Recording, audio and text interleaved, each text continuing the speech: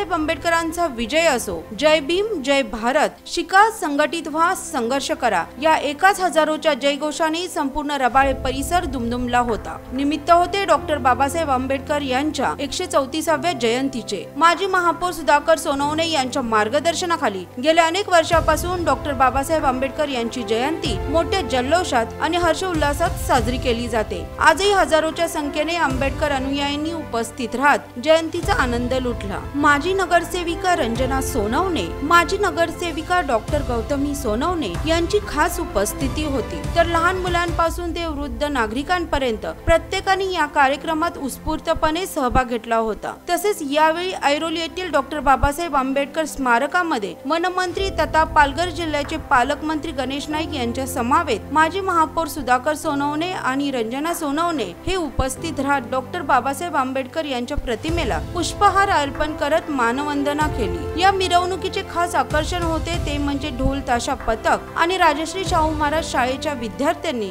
जवळपास 100हून अधिक विद्यार्थ्यांनी सहभाग घेत लेझिमच्या तालावर वेगवेगळे नृत्य सादर करत उपस्थितांना थक्क केले। तर माजी महापौर सुधाकर सोनवणे हे देखील लेझिम पथकाच्या सादरीकरणाने भारावून जाऊन स्वतः पथकाबरोबर नृत्य करीत सहभागी झाले। ही संपूर्ण मिरवणूक रबाळे परिसरामध्ये काढण्यात आल्याने ठिकठिकाणी त्यांचे जल्लोषात स्वागत करण्यात आले। तर डॉक्टर बाबासाहेब आंबेडकरांच्या जयघोषाने आंबेडकरी अनुयायांचा आनंद द्विगुणित होताना दिसत होता। तसेच उत्सवाचे मुख्य आकर्षण म्हणजे भव्य रथ मिरवणूक होती, ज्यामध्ये डॉक्टर बाबासाहेब आंबेडकर आणि छत्रपती शिवाजी महाराज यांच्या प्रतिमेची मिरवणूक काढण्यात आली। मिरवणुकीवर ठिकठिकाणी पुष्पवृष्टी करत नागरिकांनी आपल्या भावना व्यक्त केल्या। या कार्यक्रमाचे आयोजन माजी महापौर सुधाकर सोनवणे यांच्या प्रेरणेतून करण्यात आले। समाजकार्याबरोबर त्यांनी शिक्षण क्षेत्रातही महत्त्वपूर्ण योगदान दिले आहे। त्यांच्या प्रयत्नातून रबाळे झोपडपट्टी परिसरातील अनेक मुलांना दर्जेदार शिक्षणाची संधी मिळाली आहे। या जल्लोषमय वातावरणात डॉक्टर बाबासाहेब आंबेडकर यांचे विचार आणि त्यांचे कार्य जनमानसापर्यंत पोहोचवण्याचा प्रयत्न साध्य झाला, असे मत माजी महापौर सुधाकर सोनवणे यांनी व्यक्त केले।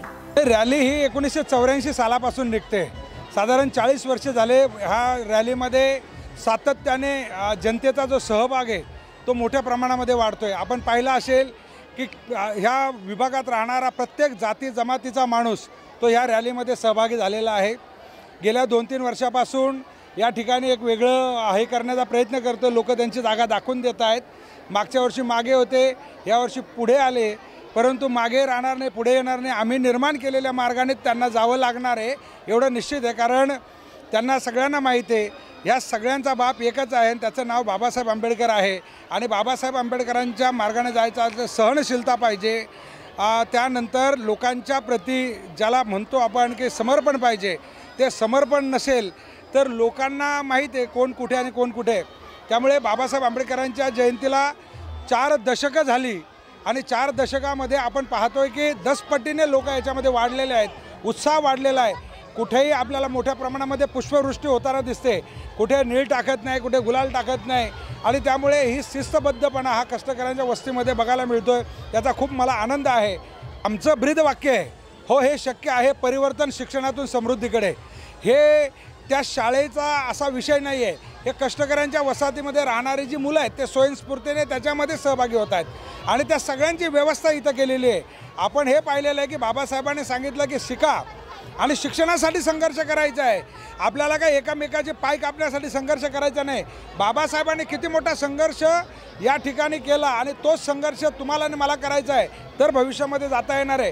त्यामुळे मी त्या मुलांचंही कौतुक करतो, तरुणांचं कौतुक करतो।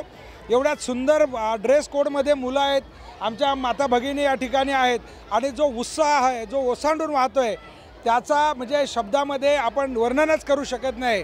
अद्वितीय अशा प्रकारची कामगिरी ह्या विभागातल्या लोकांनी केलेली आहे आणि याचा मला खूप आनंद आहे। त्यावेळी वनशक्तीच्या माध्यमातून आपण पर्यावरणावर जे काम करतो आणि आदरणीय नाईक साहेब हे वन आणि पर्यावरण मंत्री आहे, त्यामुळे त्या विभागाच्या